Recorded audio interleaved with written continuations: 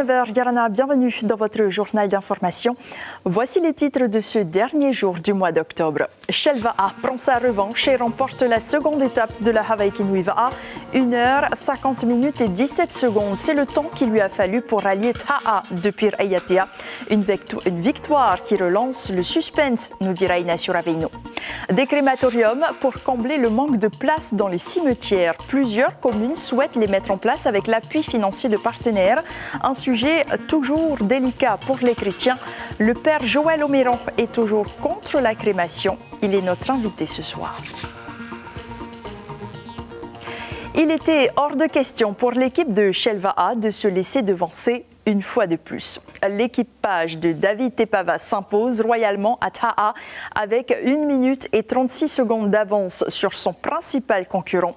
Le podium est complété par Air Tahiti aujourd'hui. Le résumé de Heina Djarian et nos équipes. Victoire revancharde pour Shell Va'a suite à sa déception lors de la première étape. Dès le départ, l'équipe menée par Charles Tainauri lance les hostilités. Après une demi-heure de course, l'équipe au coquillage prend le large, conservant la première place jusqu'à la ligne d'arrivée. Malgré des coups d'accélération dans le lagon de Ta'a, Shell Va'a termine sa course avec 8 secondes de retard au classement général sur le Team OPT. On voulait ramener le chrono à 0 quand même. Vu que hier on a fait une erreur de cap. Attends, très content d'avoir terminé premier sur cette étape. C'est pas encore fini, rien n'est joué. Malgré une performance magistrale hier, le Team OPT ne parvient pas à réitérer son exploit. Après une demi-heure de course, l'équipe au maillot jaune est au combat contre Hinaraurea et Poporaite Hoemamu. Les deux équipes originaires des Raromatei ne lâchent rien et tiennent tête aux champions en titre. Mais grâce à des accélérations fulgurantes, le Team OPT s'accroche à la deuxième place jusqu'à la ligne d'arrivée. Mais quand on est arrivé à l'entonnoir, on a fait une erreur, on s'est décalé vers la droite et pensant qu'il y aurait quelques vagues qui auraient pu nous ramener vers l'avant. Mais en fait, après, eux, ils sont passés sur la gauche et ils ont enchaîné 2-3 vagues et c'est là qu'ils ont fait le break, quoi. De son côté, Air Tahiti se rassure en terminant à la 3e place. Et pour cause, ils sont absents des 5 premiers durant les 40 premières minutes. Dans un élan d'orgueil, l'équipe au Va'a rouge et blanc accélère et parvient finalement à rattraper le Team OPT une demi-heure avant l'arrivée. On aurait pu mieux faire encore, hein. Après voilà. On a mis 4 nouveaux bonhommes là sur la pirogue, ça a bien marché pour nous. On a réussi à bien finir sur le podium encore là, cette année. Vu que les 2 dernières éditions, pour nous, la deuxième étape, ça a été un peu notre bête noire à nous. On n'arrivera plus à bien marcher cette deuxième étape. Donc là, ça me tenait à cœur de remonter sur le podium. Autre résultat de cette deuxième étape, les 4e, 5e et 6e places sont décrochées par 3 équipes des Raromatei, Hinaraurea, Team Huahine et Poporate Hoemamu. Et après 2 journées, les taux se resserrent et les choses se précisent. Il ne reste plus que 3 vainqueurs potentiels pour l'édition 2024. Les équipes des îles aussi se distinguent. Vous le voyez dans le classement, il y en a 4 dans le top 10. Team Huahine en 4e position, suivi de Hinaraurea, Poporaite Hoemamu et Tumar Av'a s'ajoutent à la liste. Fin du suspense demain lors de la dernière étape. Comme hier, le choix du cap sera déterminant pour les équipages en tête de classement. D'autant que 7 secondes seulement séparent le premier du second, mais le scénario aurait pu être tout autre. Inacio, Michel a finalement retiré sa réclamation. C'est ça, comme vous le dites, Yata. Shell a retiré sa réclamation déposée tout de suite après la fin de la deuxième étape. Selon la version officielle, ce serait Albert Moux lui-même qui serait intervenu pour que celle-ci soit retirée. Mais selon certaines indiscrétions qui nous ont été faites ici, donc à Ta'a, l'un des maires des îles Sous-le-Vent serait intervenu. Et je ferme la citation. Demain, le choix de cap hyper important selon la houle déjà et le vent aussi. Certains présidents du club, après la réunion qui a eu lieu ici à Patio à 16h, se sont dit que l'on pouvait finalement casser les règles et surfer les vagues de bateau. Donc demain ce sera une épreuve dantesque déjà par sa taille, c'est la plus longue du Hawaii Kinui Va'a, mais aussi selon les rameurs qui pourront décider, s'ils le décident d'ailleurs, de casser un peu les règles. On verra le résultat demain matin dès 6h30 sur nos antennes, en télé, en radio et sur Internet. Ayata. Merci Inacio Raveino et Sandroli pour cet éclairage en direct de Taha. Une course que vous pourrez suivre comme d'habitude. Vous venez de l'entendre sur toutes nos antennes à partir de 6h30. Le départ sera donné à 7h30 à Patio pour rejoindre la passe de Teavanui à Bora Bora. 58 km à parcourir à la force des bras. Il s'agit de l'étape la plus longue, vous l'avez entendu, et la plus éprouvante. La première pirogue devrait franchir la ligne d'arrivée aux alentours de 11h. Et au-delà de l'événement sportif, la Hawaii Kinui Va'a est aussi une fête populaire, un moment de rencontre, de partage et de convivialité entre habitants. Le reportage de Hitimanaki. Le départ est à peine donné à Raiatea que les premiers spectateurs ont pris place à Patio.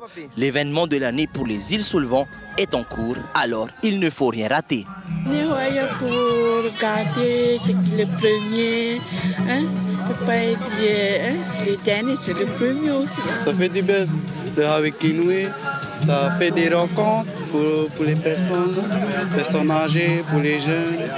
Si pour certains, c'est le spectacle qui compte, pour d'autres, c'est l'opportunité de renflouer les caisses à l'image de ces jeunes. Et c'est l'occasion aussi pour nous de se faire un peu de sous. Celui-là, c'est un événement qui a été organisé, c'est la semaine de la Hawaii, organisée par la commune de Taha. Rarumatei oblige, le Mataiti est de mise. Ici, la foule s'est déplacée, histoire de consommer nos précieux plats traditionnels. Tupa tahari, fei, taro, bref, ce que les locaux préfèrent. Ça aide beaucoup la famille.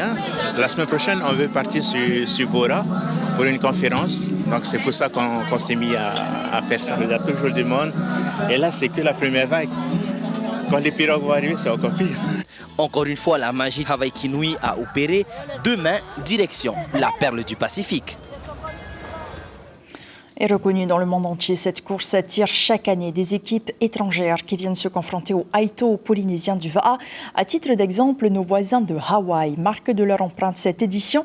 2 équipages féminins sur 4 s'octroient la victoire sur les 2 étapes devant Ihilani Va'a. Chez les hommes, la team Hawaï se positionne à la 19e position.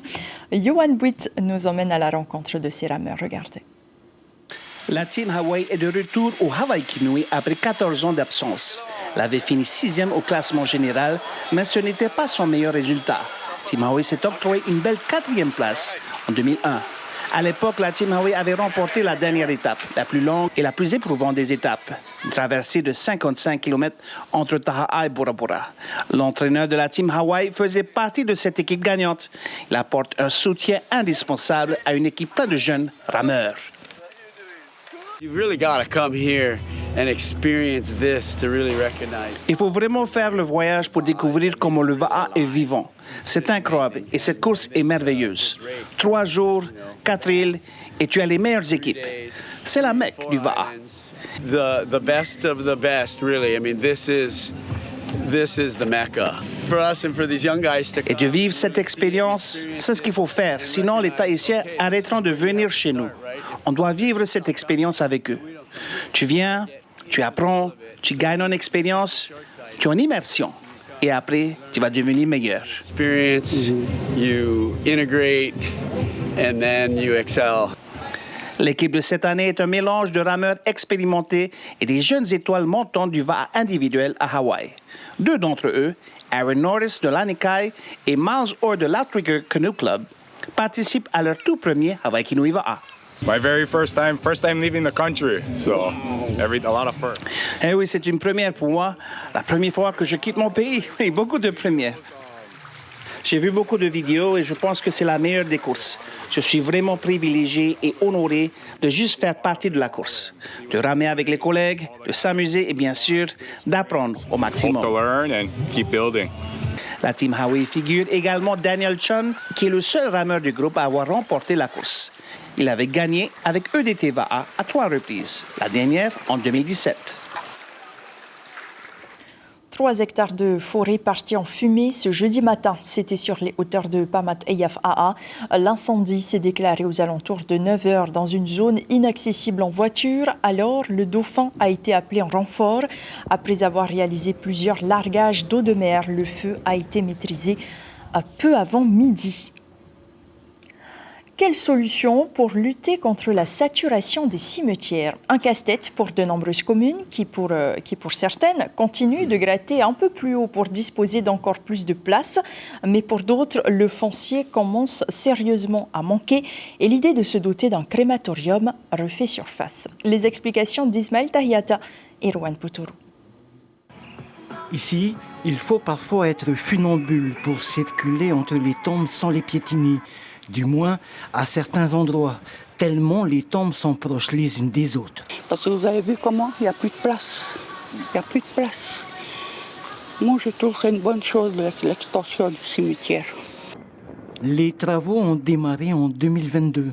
Un investissement de 150 millions de francs pour cette première partie, supportée à hauteur de 20% par la commune. Un grand parking et suffisamment d'espace pour 250 sépultures. Dans ce cimetière-là, donc on a effectivement aussi mis en place un ossuaire. Donc voilà, donc on peut exhumer au bout d'un certain temps donc les tombes. Donc et après donc voilà, donc mettre ça donc dans un ossuaire donc pour justement donc préserver le foncier. Un ossuaire, oui, et pourquoi pas un crématorium aussi. Au moins, tu as la personne à la maison, dans un petit pot, mais tu as la personne à la maison. Tous les jours, tu peux être avec lui. On peut se regrouper autour de ce petit pot-là. Mouyata, elle, a vécu la crémation. Décédée en juin dernier, son époux a été incinéré à Hawaï. Pas tout de suite, 3 semaines seulement après. Là-bas, on ne célèbre pas la mort, mais la vie vécue. D'abord, c'est beaucoup plus propre pour la nature. Deuxièmement, on n'a plus à aller peindre des tombes, chercher des endroits parce qu'il n'y a plus de place dans les cimetières. Avoir des caveaux, c'est extrêmement cher. Ça aussi, c'est très très cher, c'est un gros coût. Et moi, j'y trouve que des avantages. C'est une extension qui vaut le détour. 5 plateaux en plus du cimetière actuel répartis sur 1 hectare. Pire un roi grand, très grand. Sur ce premier plateau, 123 caveaux et 9 blocs de casiers de 9 places en construction. Le coût, plus d'1,2 milliard de francs. Le projet de crématorium, lui, est loin d'être à l'étude. Un crématorium, ça a 3 principales contraintes. Donc la première, c'est les coûts, forcément. La seconde, c'est tout ce qui est lié en fait à l'opérationnalité du projet, c'est-à-dire comment ça fonctionne, comment ça sera géré. Et la troisième contrainte est liée à l'acceptation sociale en fait du projet. Donc aujourd'hui, on n'a pas forcément de visibilité sur ce projet. Fin des travaux du premier plateau dans le courant du second trimestre 2025. Et peut-être ici plus qu'ailleurs, les églises ont de l'influence. On en parle avec vous, Père Joël Oméran, Yorana. Yorana. Merci d'être sur Polynésie la Première. Alors, la crémation n'est pas interdite par la Bible, et puis l'Église catholique l'autorise également depuis 1963. Mais vous dites toujours non. Qu'est-ce que vous répondez aux communes pour qui le manque de place devient un sérieux casse-tête? D'abord, je voudrais savoir qui t'a dit que moi j'ai dit non. Je n'ai jamais dit non. Vous n'aviez plus la même position alors, parce qu'en 2021, c'était le cas. Ce n'est pas une culture qui n'évolue pas, est une culture morte. Donc, ce qui a été dit il y a 10 ans, 15 ans et maintenant, je pense qu'à un moment donné, il faut être pragmatique, tout en adaptant sa foi, sa vie, sa spiritualité, et puis voilà. Et donc aujourd'hui, vous êtes pour ou contre? Aujourd'hui, je pense que les maires, là je fais appel aux miens par exemple de Mahina, ça sera bien de se réunir et de discuter simplement sur ce problème. Parce qu'effectivement, c'est un problème foncier. Il ne faut pas oublier qu'il y a aussi des familles, il y a encore des familles qui enterrent leur mort chez eux. Bon, tu me diras que ça fait moins donc au cimetière communal. Mais pour l'incinération, je pense qu'il faut laisser, il est important de laisser le choix à chacun.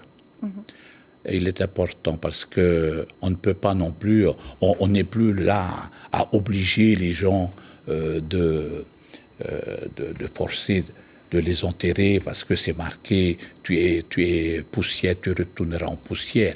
Je ne suis pas en train de dire qu'il faut renier ce qui a été écrit dans la Bible. C'est pas ça. Mais maintenant, nous sommes confrontés à des nouveaux problèmes en 2024-2025 et c'est ensemble que nous devons réfléchir à des nouvelles solutions en étant pragmatiques, je le répète. Par exemple? Alors, les incinérations, par exemple, de réfléchir avec les responsables des communes à l'éventualité d'une incinération, si c'est possible, mais à entendre le commentaire qu'on vient de voir de la dame, c'est pas encore demain la veille. Bon. Mais déjà d'ouvrir l'horizon à ça, pourquoi pas? Donc vous serez d'accord? J'ai fait moi-même des messes avec une urne devant et l'un n'empêche pas l'autre. Je crois que l'essentiel, c'est toujours de faire mémoire de la personne décédée, que ce soit son épouse, un membre de la famille ou un ami. C'est ça l'essentiel. Qu'est-ce que la mort aujourd'hui? Et d'où le sens du Turamara, d'où le sens de la Toussaint, ainsi de suite. Justement, c'est ce que vous allez célébrer demain, le 1er novembre. L'Église catholique fête tous les saints. Est-ce que c'est une fête toujours aussi importante pour la communauté? Oui. D'ailleurs, vous voyez que les gens vont débrousser, nettoyer, orner, repeindre leur tombe. C'est une manière de montrer combien il y a encore l'amour envers cette personne, pas vraiment disparu, puisqu'il continue à exister dans leur cœur. Et c'est ça qui est important. La deuxième chose, le Turamara est devenu un peu comme une tradition aussi dans ce pays, et je trouve que c'est très bien. Et enfin, le fait de faire le Turamara, il faut bien faire la différence entre la Toussaint et la fête des morts. La Toussaint, c'est une fête pour tous les saints et pour ceux aussi qui ne sont pas dans le calendrier des saints. Alors, je pense à Tiurei, par exemple, qui a vécu sa foi à Punavia en tant que guérisseur, et peut-être à nos grands-parents, nos arrière-grands-parents, ils ont vécu leur... Pourquoi qu'ils ne seraient pas saints aujourd'hui? C'est pour eux, cette fête. Après, le Turamara, c'est la fête de nos défunts. C'est donc une autre fête, une autre célébration, une autre liturgie qui nous rappelle justement de faire mémoire de nos défunts. Ce sera demain, donc 1er novembre, dans tous les cimetières. Merci beaucoup, Père Joël Omiran, d'avoir été avec nous ce soir et merci de nous avoir expliqué votre positionnement. Et à la veille de ce long week-end, vous serez nombreux à célébrer Halloween, cette fête païenne dont les rituels varient aujourd'hui d'un pays à l'autre. À Tahiti, en tout cas, on enfile aussi des déguisements terrifiants et on part à la chasse aux bonbons. Regardez dans ce quartier de Haroué où se sont rendus Eiheina Diarion et Dylan Fels vêtus de leur masque. Bonsoir Eyata, regardez derrière moi une centaine d'enfants s'est rassemblés ici dans le quartier Tef Aroa. Regardez leurs déguisements, il y en a de toutes sortes, il y a des fantômes, des sorcières, des princesses. Et justement, regardez, je pense que ces enfants sont vraiment contents d'être ici. Dis-moi, tu es contente d'aller chercher des bonbons ce soir? Oui, je suis très contente. Pourquoi? Parce que je vais manger beaucoup de bonbons. Joyeux Halloween tout le monde! Voilà, vous l'avez entendu, donc ce soir, à savoir qu'il y a plus d'une vingtaine de stands qui ont été mis en place dans ce quartier. Et bien sûr, c'est un moment unique pour ces enfants de profiter, de pouvoir se déguiser et de s'amuser ce soir. Nous n'allons pas perdre plus de temps. Nous allons aller dans le quartier à la recherche des bonbons. Les enfants, on y va? Oui! Des papas ou des boucans? Des papas ou des boucans? Voilà, c'est ainsi que se referme cette édition de l'information principale de ce jeudi. Shelva'a a glissé vers la victoire. L'équipe qui avait 1 minute 44 de retard sur OPT, arrivé premier hier aussi, a réussi à remonter brillamment. C'est elle qui a dicté le rythme aujourd'hui. Fin du suspense demain sur la première. Et ne manquez pas les moments forts de la deuxième étape dans quelques minutes, puis votre série The Good Doctor.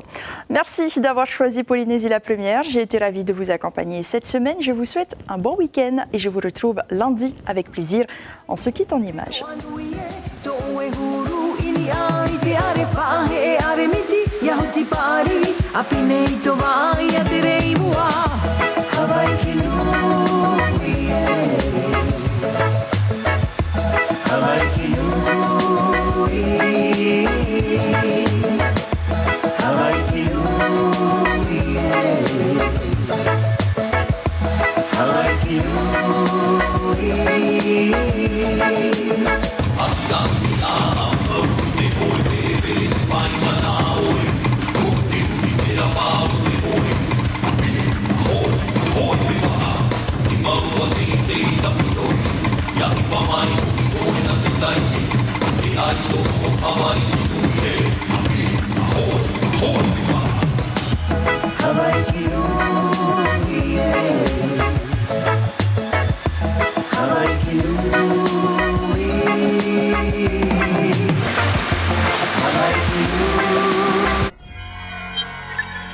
Retrouvez ce programme en replay sur notre site internet